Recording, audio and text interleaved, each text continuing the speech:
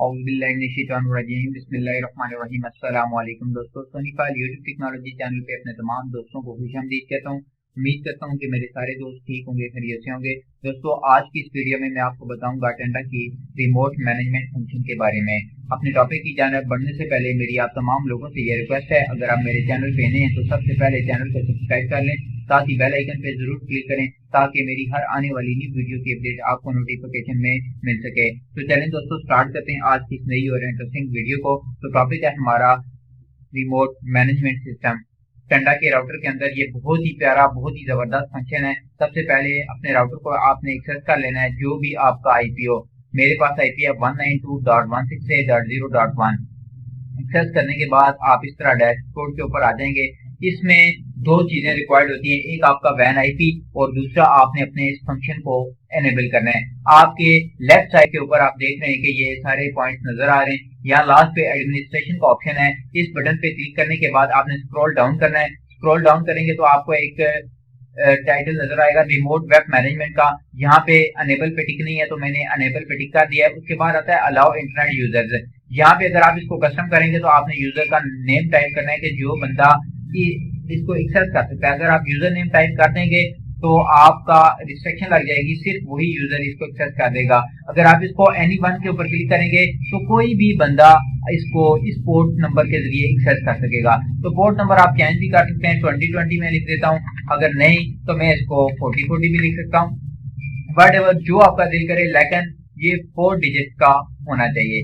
तो दोस्तों, सबसे पहले तो हम एनी वन के जरिए मैं आपको इसको एक्सेस करने के बारे में बताऊंगा कि किस तरीके से आप इसको एक्सेस कर सकते हैं।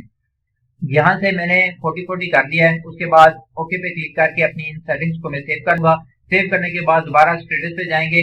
यहाँ सबसे लास्ट पे आपको आ रहा है सिस्टम इंफॉर्मेशन। तमाम राउटर्स का शो होता है सिस्टम इंफॉर्मेशन। यहाँ से हमने एक चीज पिकअप करनी है, वो है वैन आईपी। वैन IP is very important for remote management system. वैन आईपी जो भी है इसको आपने नोट डाउन कर लेना है। मेरे पास जो वैन आईपी है मैं इसे नोट डाउन कर लूंगा ताकि मैं इस वैन आईपी के जरिए अपनी इन सेटिंग्स को किसी भी दूसरी जगह से अपने सिस्टम को एक्सेस कर सकूं। तो वैन आईपी इस मकसद के लिए बहुत ही जरूरी है। इसको लिखने का तरीकाकार मैं आपको बताऊंगा कि किस तरीके से आपने इस वैन आईपी को अपने लिंक के अंदर, ब्राउजर लिंक के अंदर टाइप करना है और टाइप करने के बाद आप अपने राउटर को एक्सेस कर सकेंगे। तो वैन आईपी मेरे पास शो रहा है 203.128.24.193।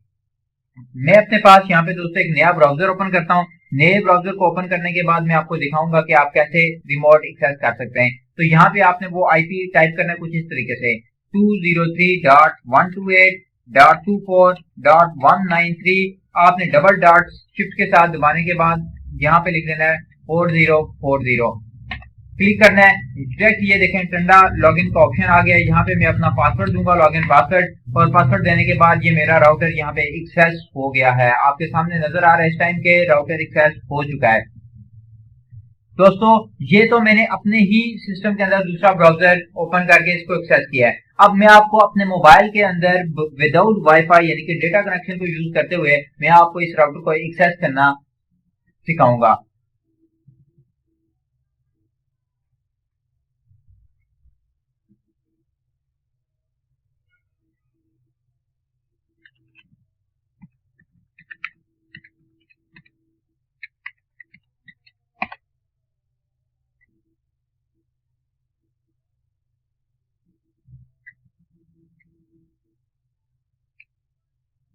जी तो दोस्तों, मैं अपने मोबाइल की स्क्रीन पे आ चुका हूँ। यहाँ से मैंने गूगल क्रोम को ओपन करना है। गूगल क्रोम ओपन करने के बाद मैं डायरेक्ट यहाँ से न्यू टैब में जाऊंगा। न्यू टैब में मैंने उसी तरीके से अपना आईपी एड्रेस टाइप करना है जो मेरा वैन आईपी है। वैन आईपी मेरा था 203.128.24.193।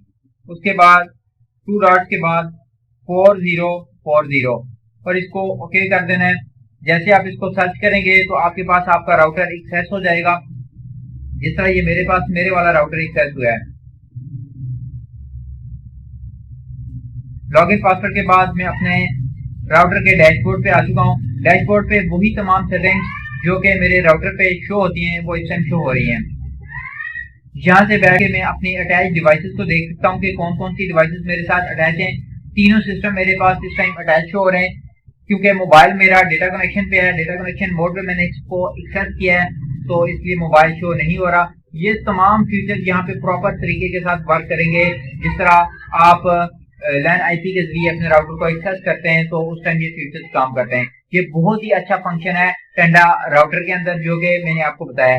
उम्मीद करता हूँ कि मेरी आज की ये वीडियो आपको पसंद आई होगी। मजीद अच्छी और नई वीडियो को देखने के लिए चैनल को सब्सक्राइब करना मत भूलिएगा। Thanks for watching.